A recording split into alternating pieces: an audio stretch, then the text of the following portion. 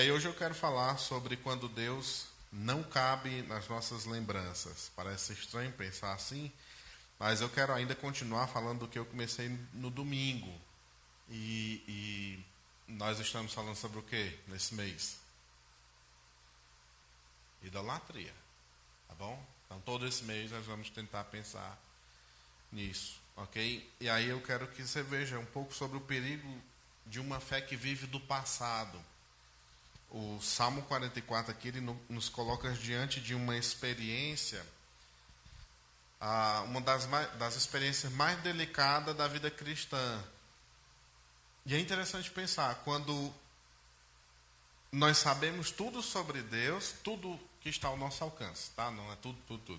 Mas quando nós sabemos tudo sobre Deus, mas nós não sentimos a sua intervenção no presente. Talvez você já lidou com essa situação, ou esteja lidando com isso. Você sabe muito sobre a pessoa de Deus, mas você não vê a sua intervenção naquilo que você está querendo, naquilo que você espera. Então você vê o salmista dizendo aí no verso 1, nós ouvimos, ó Deus, com os nossos próprios ouvidos. E ele ainda traz um pouco mais, ele diz, os nossos pais nos contaram. Então, isso revela que o povo conhece a história. Você vê que na expressão aqui, o povo conhece os feitos de Deus, o povo conhece os milagres de Deus, eles sabem quem Deus foi, mas agora eles estão lutando para entender onde é que Deus está. Então, você vê que esse salmo ele não nasce da rebeldia, mas ele nasce da confiança ferida. De uma fé que não desistiu, mas que no momento ela está confusa. E às vezes a gente passa por um momento de confusão. Não estou dizendo que você fica doido, mas a nossa cabeça passa por uma confusão. E é aqui que eu acho que o tema idolatria entra com elo com o Salmo 44. É que até mesmo as experiências espirituais do passado, elas podem se tornar um substituto da dependência de Deus. Aquilo que nós vivemos no passado pode se tornar ou pode assumir o lugar de Deus no nosso coração. Vai estreitando do que eu falei no domingo, que são coisas, são pessoas, são objetos que às vezes assumem o lugar de Deus no nosso coração. Aqui agora já são experiências do passado. É só situações que nós vivemos, que às vezes podem roubar o lugar de Deus no nosso coração no presente. Então é interessante pensar que Deus não quer ser apenas o Deus de nossas memórias. Nós temos que entender que Deus quer ser o Senhor do nosso hoje. Amém? Vamos orar. Obrigado, Senhor. Porque o Senhor nos tem dado a sua palavra e ela fala aos nossos corações, ela nos ensina. Rogamos ao Senhor que permeie a nossa mente, o nosso coração, e sejamos ensinados pelo Senhor, para que em todas as coisas, em nós e através de nós, o Teu nome seja glorificado. Oramos em nome de Jesus. Amém. Amém. Muito bem, quando a fé é construída sobre histórias e não sobre relacionamentos. Alguém leia o versículo 1 até o 3, por favor. Bem, obrigado. Então, você observa que as palavras do salmista aqui, nesses versos, ela é carregada de convicção. Você vê certeza diante daquilo que passou, daquilo que Deus fez, de como Ele se revelou. Você vê a convicção do salmista nas conquistas de Israel. E você vê que elas não vieram da espada, elas não vieram do braço forte. Ele vai levar todas essas conquistas para diante de Deus. Foi Deus quem fez, foi a poderosa mão de Deus, foi a intervenção de Deus. Então ele vai atribuir toda a vitória, toda a conquista do povo de Israel à pessoa de Deus. Então o problema não está no que eles dizem, mas no que pode estar implícito aqui. Existe uma fé que se sustenta aqui em o que Deus fez com meus pais. Existe uma fé que se sustenta em o Deus daquele avivamento, daquele que fez aquele feito, daquela fase da minha vida e por aí vai. Então, o perigo aqui é de viver um testemunho herdado. uma coisa que passou, que alguém viveu no passado, mas não de um relacionamento cultivado no hoje. Então, é quando a fé se torna só memória. Ou como diz aquele brega do mundo, né? Só lembranças. Só lembranças e o quê? Os irmãos desviados.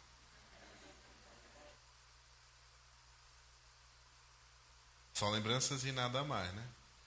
Então, a fé se torna só uma questão de memória. A oração, ela perde urgência. A dependência, ela começa a viver, ou a virar só uma formalidade. Deus, ele começa a virar uma tradição e ele deixa de ser o alvo do nosso amor. Então, esse é o problema de viver uma fé só de memórias. Então, a bênção do passado, ela começa a ocupar o lugar da presença viva de Deus no presente. Então, isso parece estranho, mas é incrível como tem pessoas que vivem assim, só daquilo que Deus fez no passado. E ela vive tão presa àquilo que Deus fez na sua vida, daquele grande avivamento, daquele não sei o que e tal, que ela esquece de viver um relacionamento hoje com o Senhor. E toda vez que algo substitui a Deus como centro do nosso coração, isso se torna o quê? Idolatria. Mesmo que seja algo espiritual, você está vendo aí que caminha para uma coisa que é séria. Mesmo que seja uma coisa boa, como eu disse no domingo, uma coisa espiritual, algo que vem até mesmo de Deus, pode se tornar idolatria, porque assume o lugar que é de Deus. Tinha um homem que se orgulhava muito da casa onde ele morava. Não porque ela era bonita, não é porque ela era uma casa confortável, mas é porque ela tinha sido construída pelo seu avô. E sempre que alguém perguntava sobre aquela casa, ele dizia: essa casa aqui é muito boa. Ela já aguentou vento forte, já aguentou tempestade. Tudo isso porque meu avô era um grande construtor. Tudo aqui nessa casa foi feito por ele, pelas mãos dele. E aí na parede tinha lá fotos antigas, tinha até mesmo algumas ferramentas enferrujadas do avô dele, né? E tinha até a planta que ele desenhou com muita simplicidade, a planta da construção daquela casa. Então, ele conhecia cada história, ele conhecia cada detalhe do passado, mas tinha um problema. A casa começou a apresentar ali umas rachaduras, quando chovia o telhado começou a vazar, as portas já não estavam fechando direito. E quando alguém sugeria para ele: rapaz, faz uma reforma nessa casa, toma cuidado. E ele dizia: não precisa não, essa casa aqui ela sempre foi forte. Essa casa aqui ela nunca caiu. Então você vê, ele confiava mais na história daquela casa do que com o cuidado que ele tinha que ter para manter aquela casa. E aí, com o tempo, uma tempestade forte veio, e a casa cheia de memórias, mas que não tinha manutenção, ela caiu. Então, tem muita gente que vive uma fé parecida com essa história. Moram na casa da fé dos pais, vivem as experiências do passado, guardam fotos dos grandes avivamentos, mas deixaram de habitar em um relacionamento verdadeiro com Deus. O que sustenta a sua vida cristã é aquilo que vem da geração passada. E quando se mantém uma vida assim, uma hora ela vai desabar, porque nunca buscou se construir um relacionamento pessoal. Então, às vezes, as pessoas conhecem a história de quem construiu, mas elas não cuidam mais da comunhão com o construtor. Agora você pensa, já pensou se nós passássemos aqui a todo o culto, viver sempre recordando ou lembrando: vamos só pensar aqui no pastor Frank e Dona Irene. Pronto. tudo enquanto que a gente fosse falar nesse culto, era o pastor Franco e a dona Irene. Graça teria, que glória teria ao nosso Deus? Aquela lembrança que nós trazemos no aniversário, mês de maio da igreja, mês de março, né? No mês de março da igreja, aquela recordação é importante, nós contarmos, repetirmos a história, para que os novos conheçam, aqueles que trouxeram, aqueles que fundaram, aqueles que fizeram parte da história. Mas aí imagina, se todo culto a gente falasse aqui, isso ia se tornar o quê? Uma idolatria. Uma substituição daquele que de fato é o centro, daquele que de fato mantém. Onde é que está o pastor Franco? A gente quer que ele está na glória, né? Ele e sua esposa. Mas e Cristo, que é o fundamento da igreja? Ele permanece. Então é ele que tem que continuar, é ele que tem que ser o centro. Então, a fé que não é cultivada, ela vira um museu. A fé que não é cultivada, ela vira um museu. Então tem memória, tem retrato, tem passado, mas tem vida? Não tem. E quando o relacionamento com Deus, ele não é uma coisa que é renovada, até mesmo aquilo que Deus fez no passado, ele pode ocupar o lugar do próprio Deus no presente. E é por isso que nós precisamos tomar cuidado. Amém? Verso 4 até o 8. O dia em que Deus desmonta a idolatria da autossuficiência espiritual. O que diz? Versículo 4 até o 8. Alguém lê, por favor.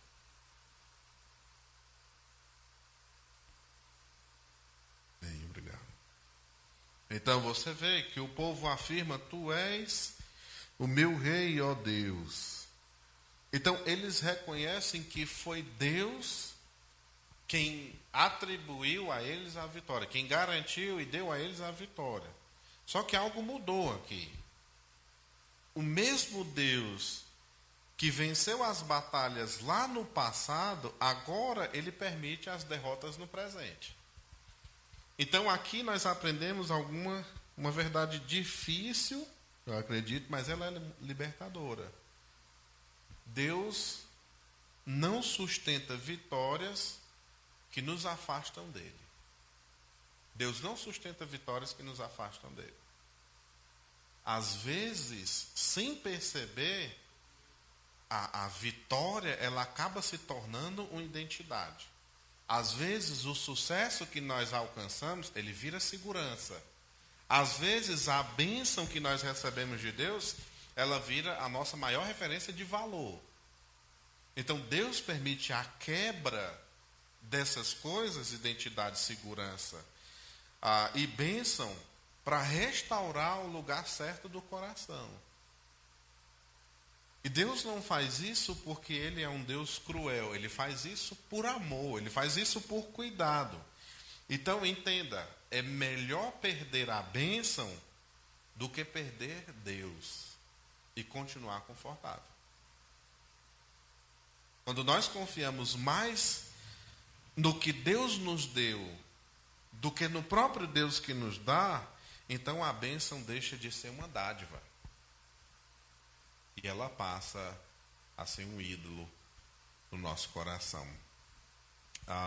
Um dos pais da igreja, Agostinho de Hipona, ele ensinava que o pecado não é amar as coisas erradas, mas é amar as coisas certas da forma errada.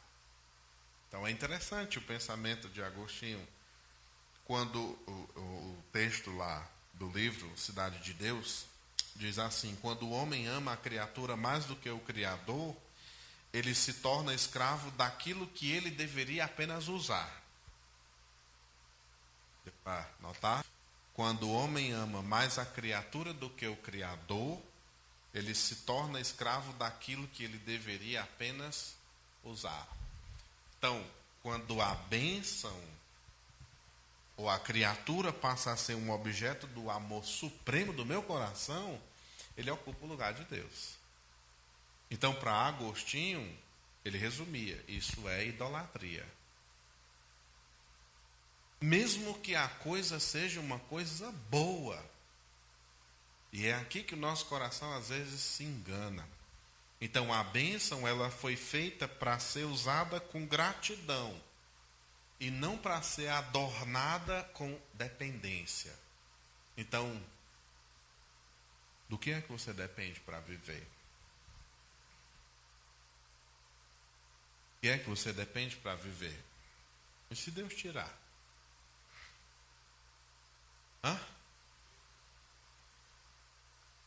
Desespero vai tomar conta da sua alma, do seu coração, da sua vida. Você vai lamentar, vai questionar a Deus. Então é algo que nós precisamos pensar. Amém? O versículo 9 até o 16, o silêncio de Deus como uma ferramenta de revelação. Alguém lê, por favor. Do 9 ao 16. Obrigado. Você vê a progressão agora? O tom do salmo vai mudar totalmente. Você vê agora, tem um sentimento de vergonha, você vê confusão, você vê o povo falando para Deus que ele tem um sentimento de rejeição do próprio Deus para com o povo. A expressão aqui do salmista é que Deus parece longe, Deus parece distante. O Senhor nos deixou, o Senhor nos largou, como se ele estivesse dizendo isso aqui. Então é interessante pensar que esse silêncio de Deus não significa abandono. O que Deus está fazendo aqui é com que o povo reflita, faça um exame do coração. Então, o silêncio de Deus, ele revela o que é que realmente nos sustenta. O silêncio de Deus, ele revela onde nós colocamos a nossa esperança, onde é que nós estamos depositando a nossa esperança. O silêncio de Deus, ele revela se nós buscamos Deus pelo que Ele é ou pelo que Ele faz. E nós só vamos conseguir refletir ou pensar nessas coisas quando Deus se calar. Muitos querem o Deus que age. Muitos querem. Faça, Senhor. Ou como a oração da Célia hoje de tarde. Deus vai fazer. Eu disse, minha filha. Eu falo tanto na igreja com os irmãos que eu discordo dessas expressões. Deus vai fazer. E a gente vinha lá do sítio, a gente estava trabalhando lá, vinha do sítio. E ela, eu estou muito cansado, estou morrendo de sono. Mas Deus vai botar uns palitinhos nos meus olhos para me ficar acordado, para me ouvir a pregar. Eu disse, minha filha, não é assim não. Então tem muita gente que quer o Deus que age. Aí mudou, ela está acordada ali, eu estou vendo. Vocês sabiam que eu vejo todo mundo que está dormindo, né? Então, tem muita gente que quer o Deus que age. E poucas pessoas querem o Deus que governa. Então, quando Deus se cala, o coração ele fala. E aí nós precisamos estar atentos ao que o coração está dizendo, porque o coração do homem é o que diz Provérbios? É enganoso.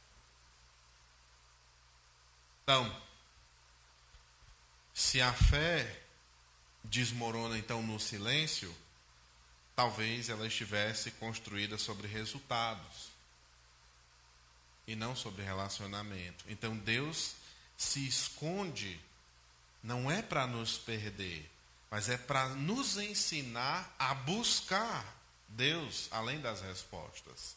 Não é que Deus gosta de brincar de esconde-esconde, não. É porque Ele faz isso para que a gente vá até Ele atrás de respostas. Então lembre, no silêncio, examine o seu coração antes de questionar o céu. Deus não respondeu, então examine o seu coração antes de questionar a Deus. Porque quando Deus se cala, a primeira pergunta não deve ser, Senhor, por que o Senhor não respondeu? Naturalmente a gente quer fazer, mas por que o Senhor não responde? Senhor, responde, por que você não fala? Então a primeira pergunta deve ser, o que esse silêncio está revelando em mim? O que é que Deus quer me ensinar? O que o Senhor quer falar? E aí o silêncio ele vai expor as nossas motivações, ele naturalmente vai expor as nossas expectativas, as nossas dependências ocultas. É ali no silêncio onde a gente vai ver aonde é que está o nosso coração. Então troque a reclamação por um autoexame de oração, né? Em oração. Peça, Senhor, revela o que tem ocupado o lugar no meu coração. Use o silêncio talvez como um espelho, para que você olhe para dentro de si, e não para acusar a Deus. E lembre que o silêncio de Deus não é a ausência dele. É um lugar onde ele dá um diagnóstico para o nosso coração. Amém? Aprenda a permanecer quando não houver um retorno emocional ou até mesmo um retorno visível. E aí você precisa continuar orando, continue servindo, continue adorando, mesmo quando você não sentir absolutamente nada.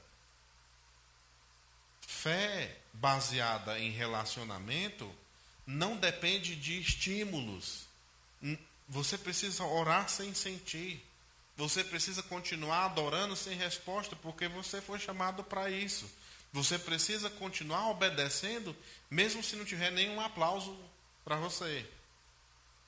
Então, estabeleça disciplinas espirituais que não dependam de emoção. Decida permanecer fiel, mesmo quando você não tiver nenhuma confirmação. E aí transforme o eu não sinto por eu confio em Deus. Então, a maturidade da fé, ela é revelada na nossa vida quando a gente tem constância. E não na intensidade, no quanto eu vou diante de Deus. É na constância. Amém? Versículo 17 até o 22 diz o quê? Obrigado. Então você vê aqui a fé que permanece quando não há explicações. O ponto mais maduro do Salmo 44 está aqui. Tudo isso nos sobreveio. Tudo isso que eu citei anteriormente aconteceu comigo.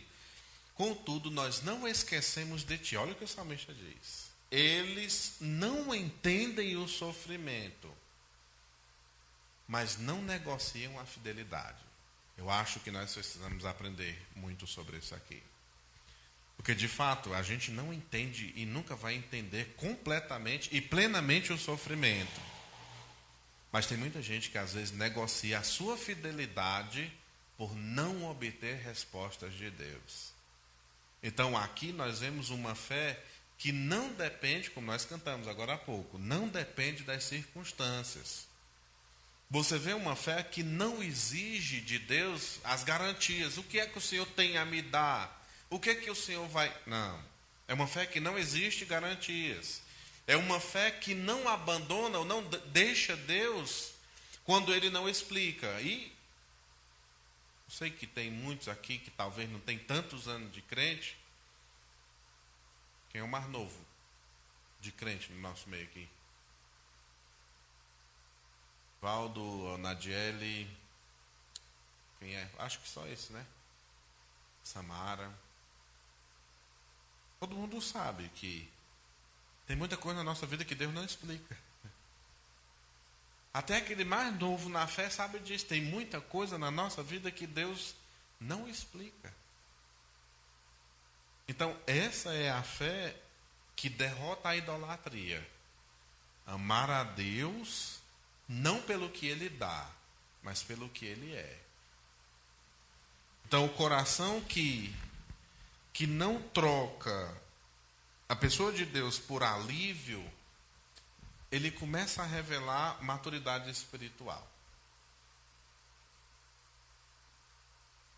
Versículo 23 até o 26, para fechar. Um clamor que revela intimidade e não incredulidade. Então você vê que o Salmo termina com um clamor forte. Desperta, porque dorme, Senhor. Então isso aqui não é um desrespeito. Bora, Senhor, acorde. Isso aqui seria.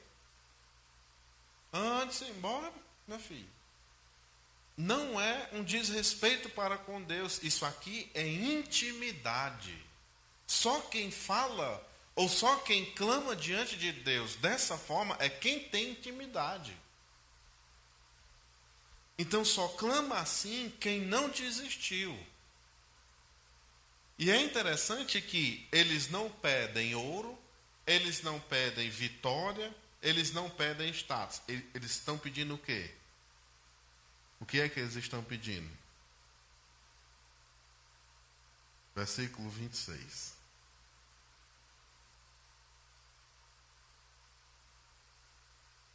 É uma só palavra. Vamos ver quem. Não. Não. Não está no texto a palavra. Qual é o sentido de pedir socorro, de pedir resgate, de pedir benignidade de Deus? Hã? Não. O que é que está implícito? Quando eu peço socorro, quando eu peço resgate, quando eu peço que a benignidade dele esteja sobre mim? Não.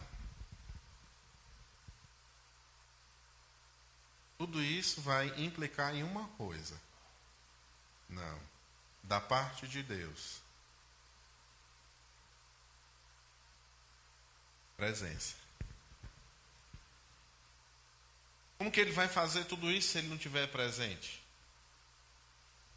Então você vê, ele pede o socorro só vem quando ele está o quê? Quando ele está presente, né? Se você se acidentar no meio da rua aí, se você só ligar para o SAMU e ele dizer, não, você faça só isso, isso, isso, vai resolver? Não. Ele tem que vir e estar presente.